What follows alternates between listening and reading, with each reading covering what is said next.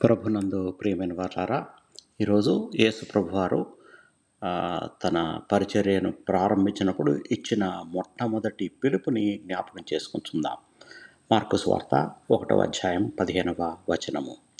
కాలము సంపూర్ణమాయెను, దేవుని రాజ్యము సమీపించి ఉన్నది, మారుమనస్సు పొంది సువార్త నమ్ముడి.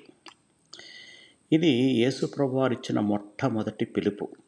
మారు మనస్సు పొంది సువార్తను నమ్ముడి. దేవుని రాజ్యం అంటే కేవలం ఒక స్థలం కాదు, దేవుడు మన హృదయాల్లో రాజుగా పరిపాలించే జీవితం.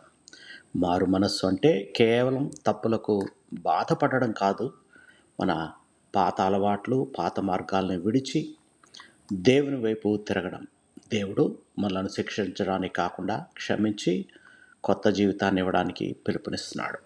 సువార్త నమ్మడం అంటే యేసు మన కొరకు చనిపోయి తిరిగి లేచి మనకు రక్షణ మార్గం తెరిచాడని విశ్వసించడం. మన హృదయంలో క్రీస్తుకు స్థానం ఇచ్చినప్పుడు దేవుని రాజ్యం మనలో మొదలవుతుంది. ఈరోజు దేవుని పిలుపు మనకు కూడా అదే. మన హృదయాన్ని పరిశీలించుకుందాం, పాపాన్ని విడిచిపెట్టి విశ్వాసంతో యేసుని అనుసరిద్దాం. దేవుని రాజ్యంలో జీవించే వారికి శాంతి, సమాధానం, నిత్య నిరీక్షణ లభిస్తాయి. ప్రార్థన చేసుకుందాం.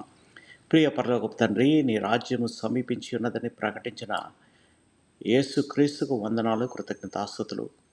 మా హృదయాలను పరిశుద్ధపరిచి తప్పు మార్గాల నుంచి నీ వైపు తిరిగే నిజమైన మారు మనస్సు మాకు దయచేయము. యేసుక్రీస్తు సువార్తను విశ్వాసంతో స్వీకరించి నీ చిత్త ప్రకారం జీవించడానికి మాకు సహాయం చేయము. మా జీవితంలో నీ రాజ్యం పరిపాలించినట్లు నడిపించము. యేసు నామములో ప్రార్థించి వేడుకొంచున్నాం తండ్రి.